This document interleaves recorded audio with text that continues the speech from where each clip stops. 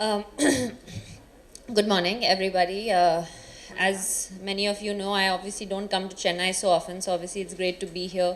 I've been here for a couple of days, and I think, obviously this is family, everybody knows, and one of the main reasons why I'm associated with this, but it's also because I believe in the brand, and I obviously believe in the structure that they're trying to create, and all I can say is I think it's the third season, and then this is a three-city tour in this season, and it was a great success in Hyderabad and Mumbai, and unfortunately I wasn't able to make it there, and I'm so glad that I was able to make it here because I actually get to see, I mean, for me, she's a little baby, and for her to see her grow into this successful entrepreneur is great. And so thank you very much to Chennai. Thank you very much to, from the Mirza family, but from me as a brand ambassador, to all the designers for coming up here.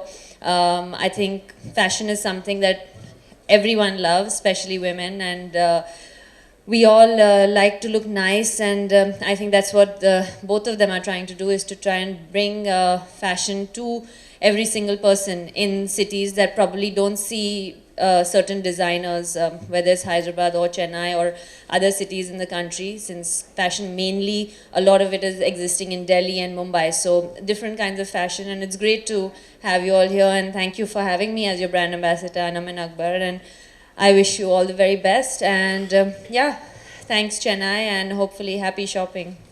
So, I mean, we've been discussing this over and over again over the past 1 week about this discussion that we're going to have about fashion and style. So, I'd like to start off by asking Sania, what fashion means to you, and what is your signature style? Describes yourself, it's your way of expressing yourself. For me, fashion means comfort most of the time. There are some times you have to go out of your comfort zone, but most of the time it means comfort and how good you feel in it, how good it makes you feel, and it doesn't necessarily have to be expensive, and doesn't necessarily have to be the most in thing, as long as you feel good in it and look good in it. So for me, that's fashion. Okay, Varalaxmi, I would like to ask you, what would you choose, style over comfort or comfort over style? Any day, people who know me, they know me. It's comfort always. If you give me a chance, I'll be wearing chappals and t-shirts and walking around everywhere. But yeah, sometimes I guess, like she said, that you have to go out of your comfort level because there's a certain dress code when you go to places, and that's why things like this helps us, because when you have an exhibition, you get to see fashion from all over the place, and it's not primarily, like she said, it's stuck to Bombay and Delhi. So when it does come to Chennai, you give people a chance to, see fashion the way other people do, and if you like something, you get to, portray yourself through them. I mean, both of you have, walked around the exhibition and everything. Tell us what you guys think of the current trends that are going on. What is your pick this summer and stuff like that? You can go.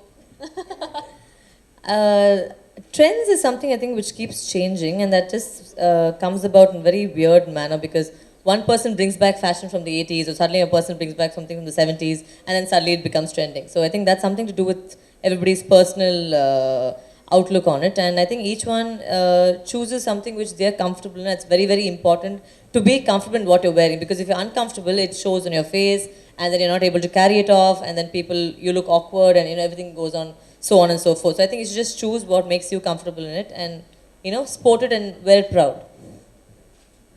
My turn. Yeah, I mean, this one thing that I noticed is there's a lot of, obviously it's summer and it's really hot, so the fashion is very cottony, which I love, because like I said, comfort is something that is so important to me. It's also very kaftani, it's very breezy, and very colorful as well. So I think that's something that's quite in, and also because of the weather, but I wish I could wear that all year round, to be honest. Okay, so safety is something that's a topic of discussion to a lot of people today, and it's, extremely important thing. So, Sania, tell us how good or bad is it to be a celebrity and to be, and to be a regular woman, how difficult it is, how do you keep yourself safe throughout, your travel, you're going to a different country every day, so tell us about that. I mean, to be very honest, I would love to live in a world when we don't have to ask this question to start with. I think it's very important to understand, this goes on to many issues, and now we're talking serious stuff. So, but I don't want to bore everyone with very serious things because we are here for fashion. But I'd like to say that being a woman celebrity in this part of the world is pretty tough anyway. I mean, you're dealing with large crowds a lot of the time. You're dealing with a lot of pushing, a lot of people, trying to touch. So, you have to have a good support and kind of good security around you. But as a regular woman as well, I think, like I said, I would love to live in a world where we don't have to ask this question, where a woman can walk out at any time of the night, anywhere, and feel safe. And I think that's the world we want to try and work towards. We obviously have to take, I think for the most part, we do live in, it is quite safe. The areas that I try to go to, you have to avoid those areas. Try not to go alone. Probably in the middle of the night in a, in a lane where that maybe there's something is possible. It's unfortunate, but those are the precautions that you kind of need to take. But having said that, I've never really had, touch wood, any bad experience. But when you do read the news and you look at newspapers and channels, it does. Give you a chill down your spine sometimes, the story that you hear. So I think the awareness should be there. I think we have a platform, fortunately, where as celebrities we can speak about it and hopefully help women, try and be as safe as possible and hopefully work towards, like I said, a world where we don't need to have this discussion anymore. No, I think you've pretty much said it all, but I think one of the main things is, I think, prevention is better than cure. That is the deal. And also, I think, even if you are out there, I think being fearless is very, very important, because predators feed off fear. So first of all, women have to stop being scared to be out there. If you're out there doing your thing, you be bold and face it head on.